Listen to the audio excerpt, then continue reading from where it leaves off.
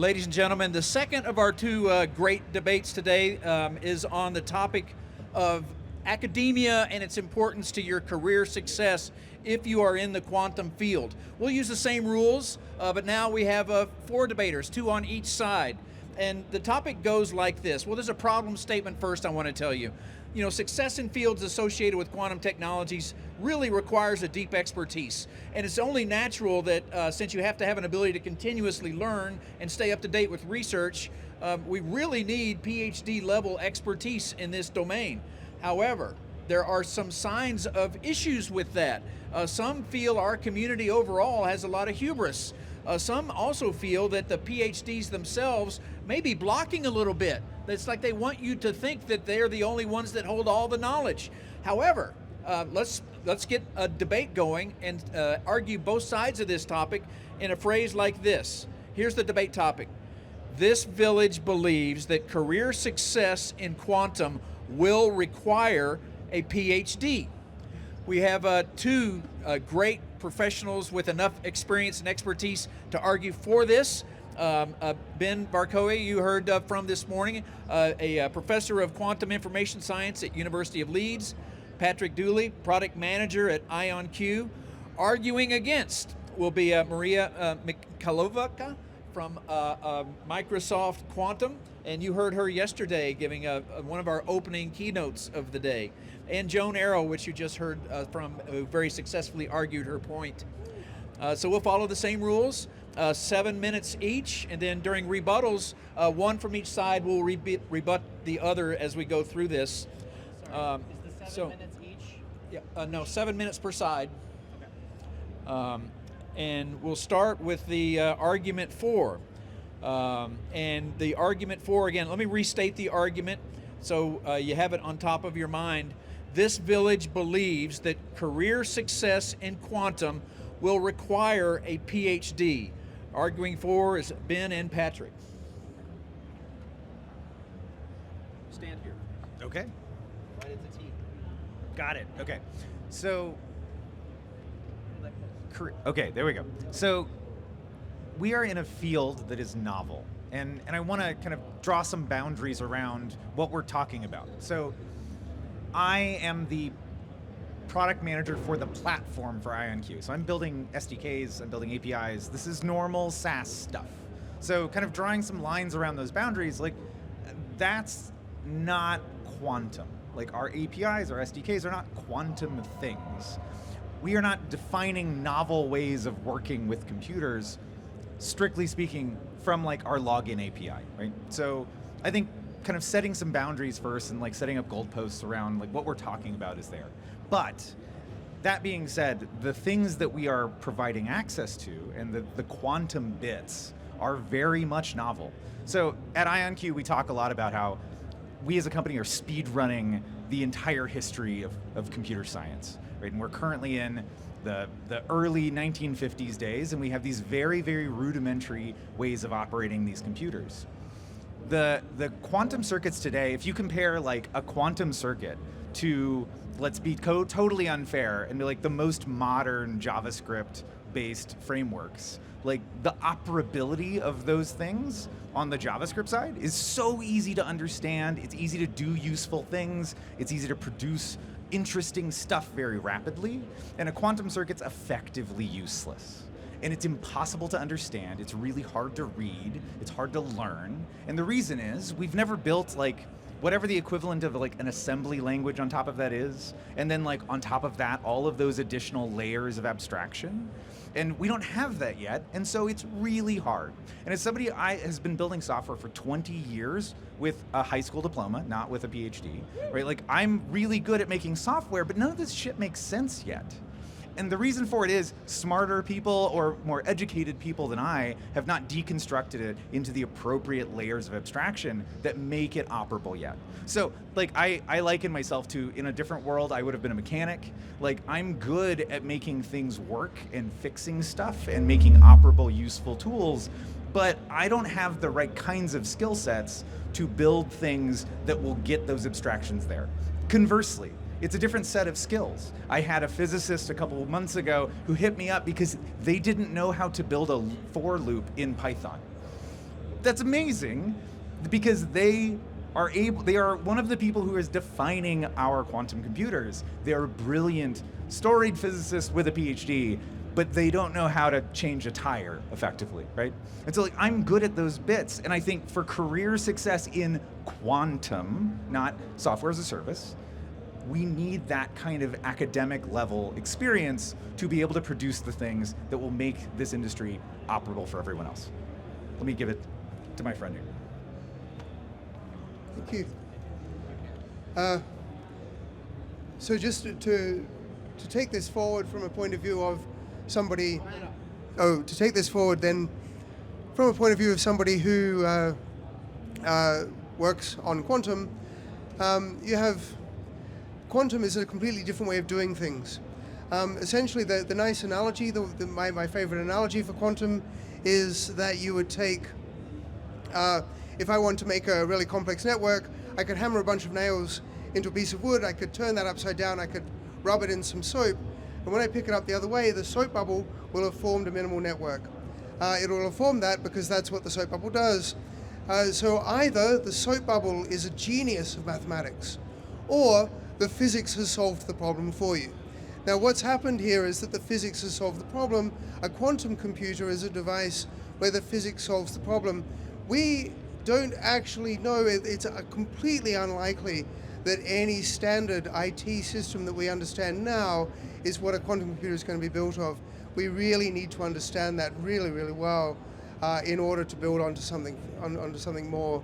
And that's just at that's only at the quantum part. Yes. Now the other thing is the other problem here obviously is that only someone with a PhD in physics will know whether or not their research is alive or dead. Really.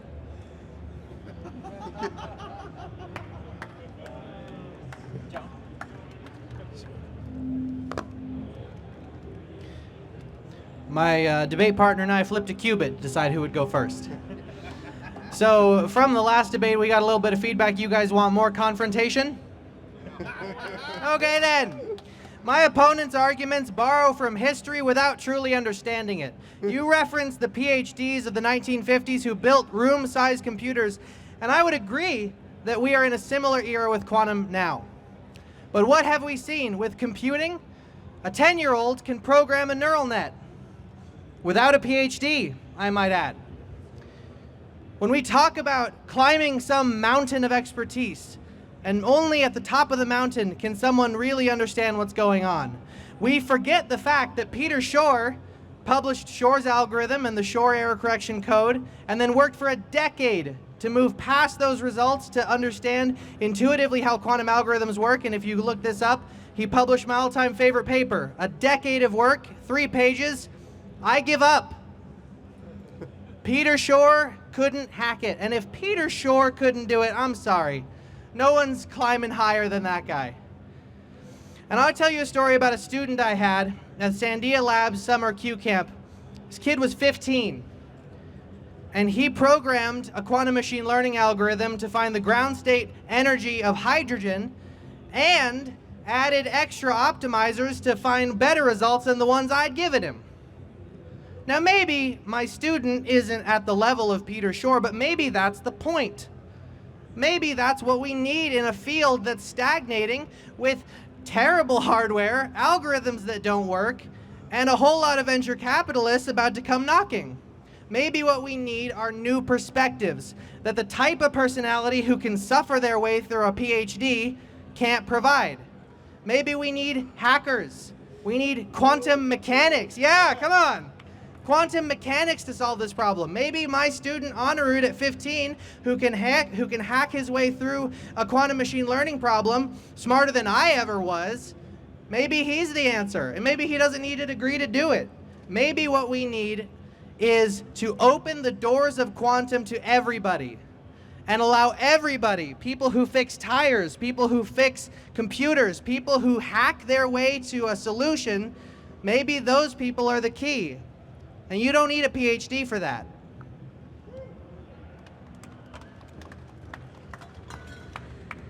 So I believe the question was about having a successful career in quantum. At least those words were there in some order. Look at me, I'm a role model. I do not have a PhD. I decidedly stopped at master's degree and not actually in physics.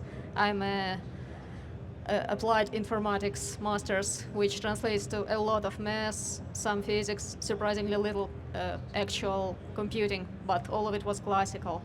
And so far I've been with quantum computing for 7.5 years, and I would call it a career and I would call it successful. Also, you have to find me in 10 years to ask me again.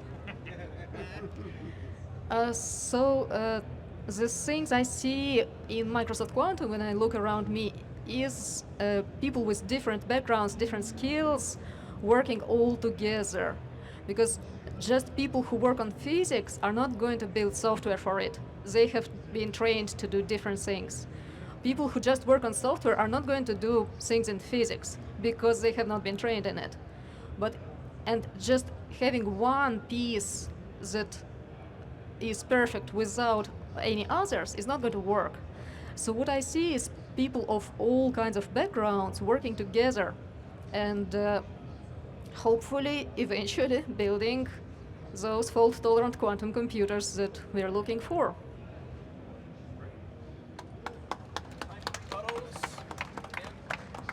How much time do we have? 5 minutes for the two of you. Yeah. Well, first 1 for 5, then we go back and the other for 5 minutes. Got it. Thank you. Okay, so excellent points. Love all of that. So let me start from the top. Like, yes, I totally understand. You've got a 10-year-old building a neural network. That's awesome. Is that 10-year-old building the neural network pushing forward quantum computing? Not really. I mean, that's great. Like, don't get me wrong. Like, so I was just talking to someone this morning. Like, I went to go see a talk with the Cult of the Dead Cow. My very first experience in networking was hanging out in their IRC when I was 8. And I was one of those script kiddies who learned how to break radius. And that was awesome. Was I improving networking? No. Was the Cult of the Dead Cow going to recruit me? Absolutely not. But it launched a very successful career for me that was useful, but it didn't improve quantum.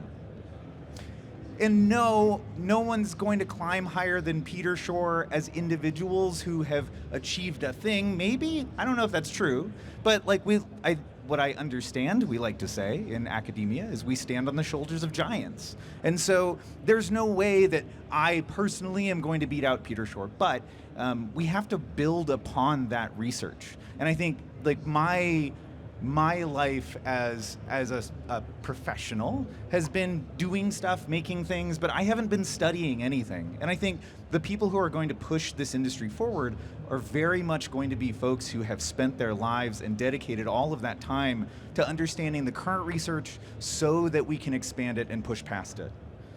I mean, I agree. What we need are new perspectives, and we need perspectives from more people. So I would advocate for we need a broader range, not just physicists. To your point, right? Like just more physicists with PhDs is not useful. Sorry, Daiwei, and like that's not helpful. What we need are biologists. Like what we need are chemists. We need people with a variety of academic backgrounds who are expanding what we understand and how we can operate these machines and providing their diverse inputs so that we can create better devices. Thank you. Good timing, too. Yeah, this is good. Patrick, thank you. I appreciate how you borrowed my entire argument and tried to make it your own. I was in And debate. I'll emphasize the point that you said at the beginning. You will never push quantum forward because you're product. You don't do the engineering at all. Fair. Yeah, okay. But in all seriousness, no, my student who's, 15, he's not gonna beat Peter Shor in an arm wrestling match next week. But the point I'm trying to make about bringing diverse perspectives in and bringing folks from young, people without a PhD, we assume because quantum has been taught at the PhD level so far, it has to be that way. But let me tell you, the stuff I was learning in my master's level curriculum on quantum computing, those high school students can do it. And the thing that changed was the way that we taught the field. We're not teaching it the way Shor explained it in 1995, but we're preserving the validity of the concepts, and we're finding ways to introduce younger audiences to it without compromising the substance of the curriculum. And now that 15-year-old will go off, and maybe 10 years from now, he'll have figured something out that none of us thought of.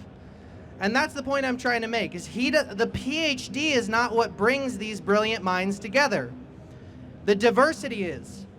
When we reach out to those, kids like I was, poor kids in rural Arizona, rural North Carolina, rural wherever, and we give those kids a shot at learning from and benefiting from all the money that's going into quantum, and we bring them in and we teach them, in ways that maybe they can learn Shor's algorithm on their second summer camp.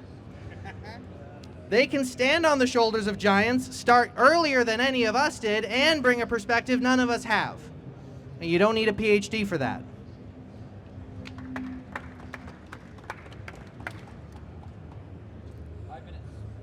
Okay, all good points. But I would point out that it is entirely possible to learn quantum computing. I think everybody here knows quantum computing. I've taught it to my daughter. I teach it routinely to high school students. It's not the basis of quantum computing that's important. It's your ability to understand research, to build on that market, to understand how to learn, to teach yourself how to learn. It's not your ability to be taught, but your ability to teach yourself something entirely new and to move that forward. It's not the PhD, it's not the piece of paper that counts. It's the ability to actually to teach yourself. It's the 8 years of slog that you've taken to get through that point. That's really the skill that's important. I would say the piece of paper, the PhD, is an absolutely worthless thing. The experience that you've gained by sorry, Mark. Because it's in maths. Yeah. the ability to learn, the ability to teach yourself. I never did a PhD in quantum computing, but I do know quantum computing very, very well, and I'm developing a field, and I have several PhD students or former PhD students out here in companies. It is the ability to be able to teach yourself something new. That's the important skill. Thank you. I think we actually won here. We got to the point at which it's not a PhD, it's the skill to teach yourself. And actually, just to, celebrate the victory a little bit, the most amazing group of people I've met in terms of grabbing the concepts of quantum computing and doing something that leaves me like, wow, were actually people who do programming competitions. Those people who do ACM, ICPC, Top Coder, Code Forces. It's an incredibly niche group of people, and I used to belong to them once a long time ago. And I did some programming competitions for them on quantum computing. And I would spend a month with some help from our researchers thinking, okay, so what are the perfect tasks for those people? And I would spend hours putting them together and figuring out how exactly to do them. And I think, okay, so this is a 3-day-long competition. This should keep them busy for 3 days. They solve everything in like 4 hours and find a bug in one of my solutions. Every time I do it. And they don't actually have PhDs, not in quantum computing and generally not in anything else, because they are students. The prosecution rests.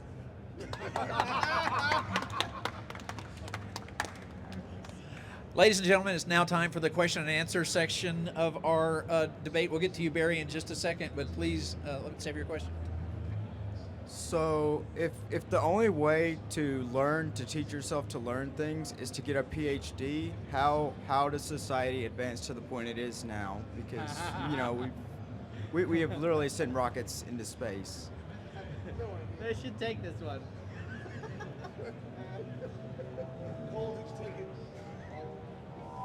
Oops. Right. Go ahead. You got anything? No, I'm I got nothing. Look, I mean, Oh, yeah, sure. So, I know, I understand where you're coming from. The way that we've gotten here, though, is...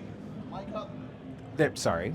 The way that we've gotten here is we do genuinely, all of us, stand on the shoulders of giants. There are incredible technologies that were created by academics that so much of this stuff is the underlying foundation for. And so, like, I totally get it. Like, I'm a mechanic. I like doing stuff. I don't actually understand how, like, the engine works, but I do know how to fix it. But, like, I think if those initial discoveries had not been done, we wouldn't be able to be here. Joan, Mariia, if you like, if you have a comment. I'm doing my best. I don't know. I mean, I think the question was pretty perfect. Look, nobody's arguing that problem solving is not important. Being able to answer a question that nobody has the answer to is why we're all here. But the audience member's question, which I'm just going to agree with and then use as talking points to attack you even further, the audience member's question is pointing to the reality that, you know, I'm not saying Peter Shore was unnecessary. We need minds like Shore to reach God knows how far ahead of all the rest of us to pull something down like Shore's algorithm and get us all started. But there is a trend throughout history of new technologies that come around that require a PhD. And over time, as we learn better ways to teach the concepts, better ways to organize the concepts, we bring the level of education down. Quantum education is coming down. You know, we can do it at the graduate level. We can do some at the undergraduate level. The pioneers are doing it at the high school level, like at Sandia. And the point is just that society has always been able to solve problems, build great coliseums and pyramids without PhDs. If they can figure it out, we can figure it out ourselves. Other comments, or do we move to the next question? Next question. It's Barry. So I'll just use the example on the space. There was a movie about that called Hidden Figures, where a bunch of PhDs in a room couldn't figure out the math. And yet a bunch of women who really had no degrees were the ones that solved the problems and got the space program into space. Okay, so let's just start with that. So that's on the side of we don't need PhDs. But now on the other side, are they all non-PhDs, or do we need PhDs? Not everybody, but some. So where are we on that? I have the mic, so I guess I'll take this one. The question was whether PhD is necessary. No, it is not a necessary condition. Is it sufficient? Yeah, okay, I shouldn't think about mathematical terms like this on a Saturday of DEF CON. It's been a long 2 days.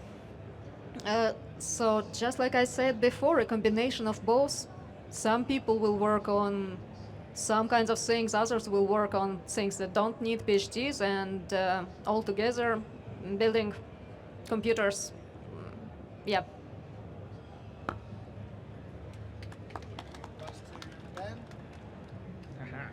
Uh-huh.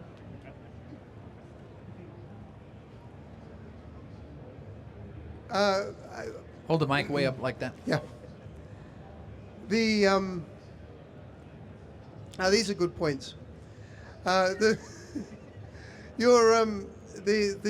think the question is asked is, do you need a PhD to succeed? Let me spell it out the clearly. question- okay. This village believes that career success in quantum will require a PhD. Not should or Yes. could or will, but will require a PhD. Okay, will require. Okay. And I have to take the pro on this, right? You're doing a great job so far, so thanks. Okay, so I'm gonna take strong pro on this. So, will require a PhD. I think the question here is the point to note here is that the PhD, and I'm going to make this. I'm going to take a loose definition of PhD to be 8 years of effort to get to a point where you can teach yourself and move forward. You've probably written a thesis, you've probably done some work. you've invented, the concept here is that you've done something entirely new. What you have done in doing a PhD is you have developed a piece of information that nobody knew before. This is not something that you could have taught. It's not something you could have gone into a lecture theater and taught or learnt. It's something you've developed entirely yourself. At the moment, we don't know what a quantum computer is going to look like. We have some quantum computers, but we have a level where at the moment we're still manufacturing our own nails. We're manufacturing the hammers, and we're cutting the wood, and then we're building the house out of things that we've built ourselves. We need to get to a point where we have a layer that is all done for us, that we can move beyond. And in order to do that, we can't teach what comes next because we don't know what it is. We've got to develop that. Thank you. Comments, counter comments? We have time, or we can jump to the next question. Okay, so going back to the original prompt, right? It was a successful career in quantum will require a PhD. So I'm curious from the panel, what do you define as a successful career? Does developing novelty, like we're saying, PhD empowers you to do, is that the only path to a successful career? Yeah, so I think that's how I'm reading the prompt. Is look, I can have a successful career making widgets lots of places and not actually doing anything useful for society. But I think the way I interpret it is to have a successful career in quantum would mean advancing the field and improving opportunities out there. Like it's not, I am interpreting it not as just like me personally being rich. Like, okay, I could have been a banker. That would have been fine. I would have had a successful career, right? But I think a successful career in quantum means pushing the envelope forward.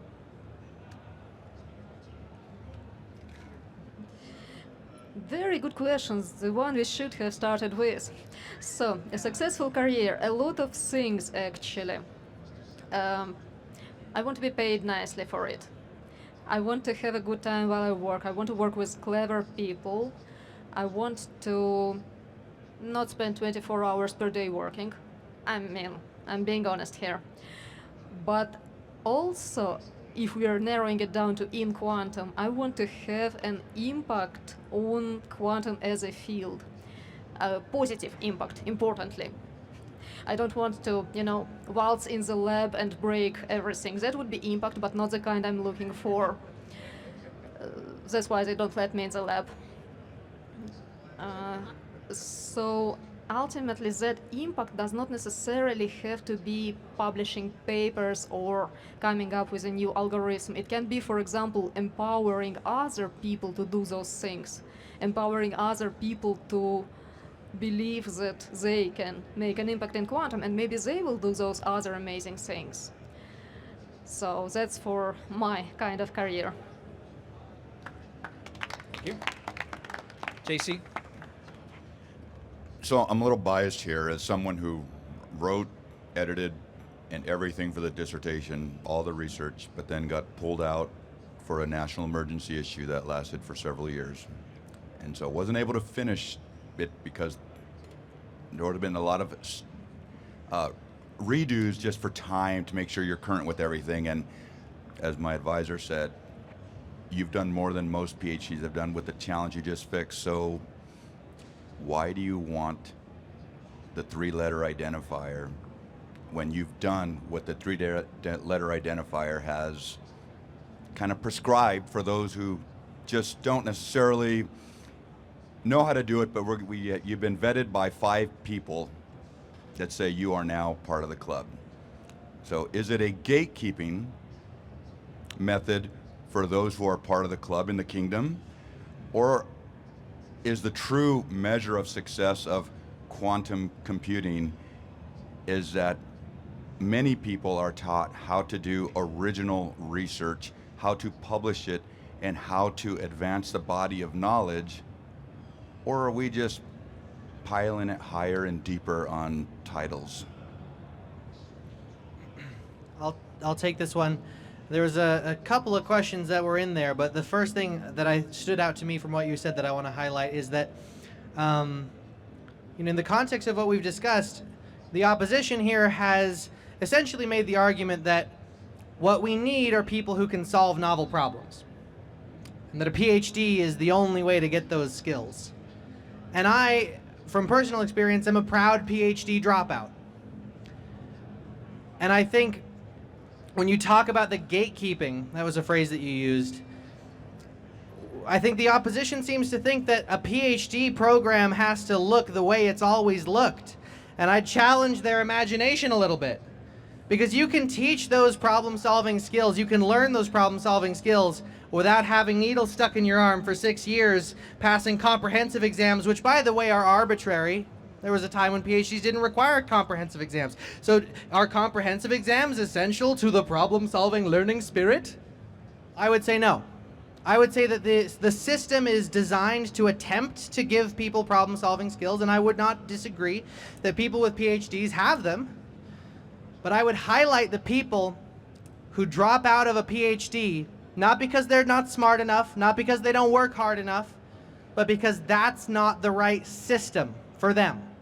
That system has gatekeeped a bunch of brilliant people out from the halls of PhD glory, and those people have so much to offer us in pushing the field forward, in success to the prompt, success in advancing the field of quantum, without having to have those 3-letter words attached to their name. Ben or Patrick, do you have comments or context on this?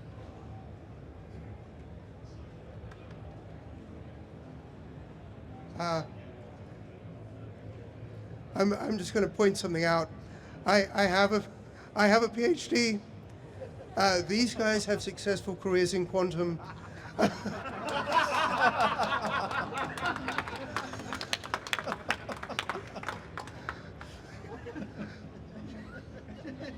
I read PhD as I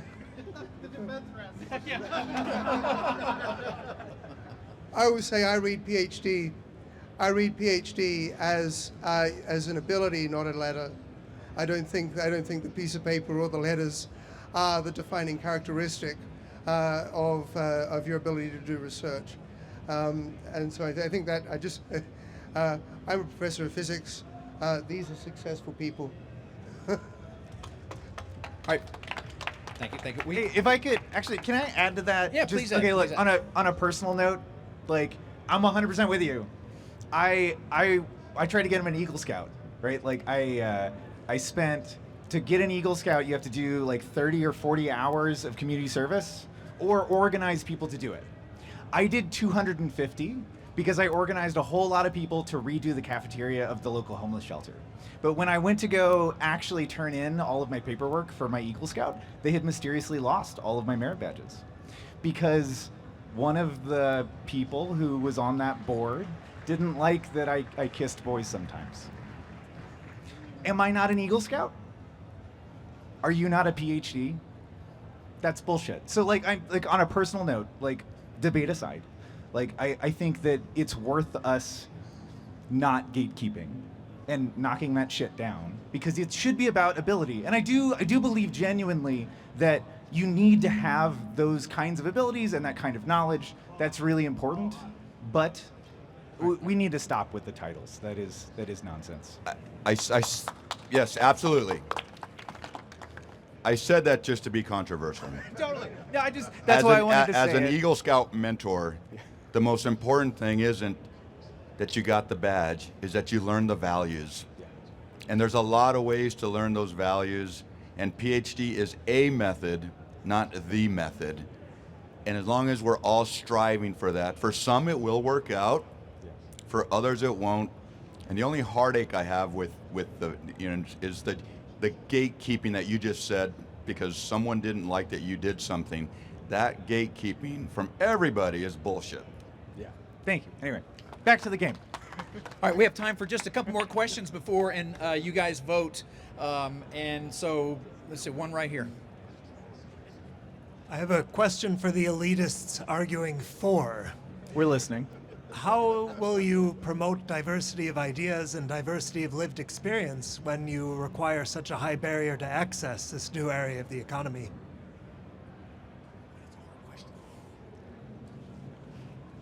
By recruiting from PhD programs internationally. There are a wide variety of programs that we at IonQ work with.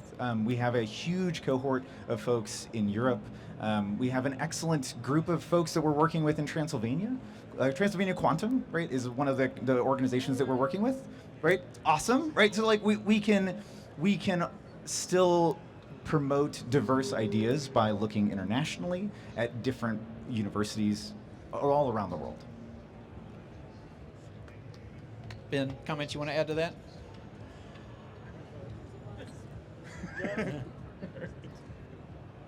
Joan? Oh, yeah. It's hard doing these debates because I know your real positions. And here I am having to hammer you for a position you don't agree with. I know you don't agree with it. My opponent is deluded. PhD programs, whether they're in this country or that country, only provide access to a certain type of person, and it's impossible to have diversity of thought and ideas if you're only looking at that group of people.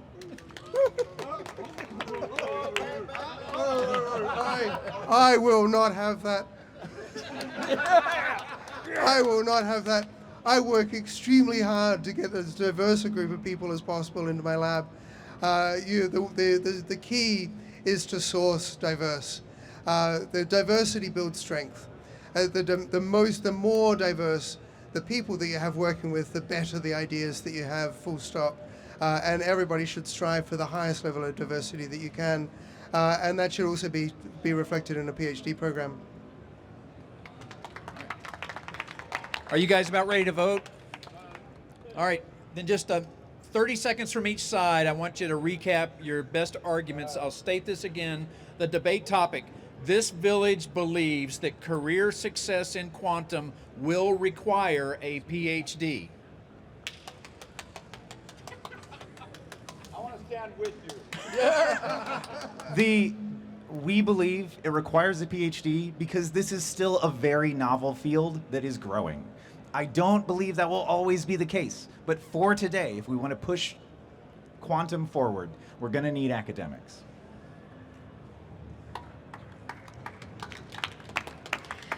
As I mentioned before, to push quantum forward, we need a productive collaboration of people from multiple disciplines and approaches to acquiring the fascinating skill of being able to teach themselves, which includes a combination of academics and people from other backgrounds, including software engineers.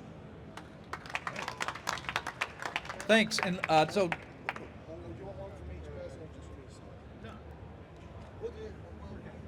we're good. All right, let's move straight to a vote. And I'm going to reread the statement one last time, and I'm going to say all in favor. Who's for it? You raise your hand, and then I'll ask all opposed. The debate topic: this village believes that career success in quantum will require a PhD. Are you for the statement? Standing with you. We have 1, 2, 3, 4, 5. He's got 2 hands up. Wait a second. All right, and all opposed. Who's against the statement? They're not PhDs, they don't count. The noes have it. Yes, the noes have it. This statement did not pass as is. So thank you very much. And I especially want to thank Ben and Patrick, because we know what they truly believe here. And they fought and fought and fought and fought. So thank you very much.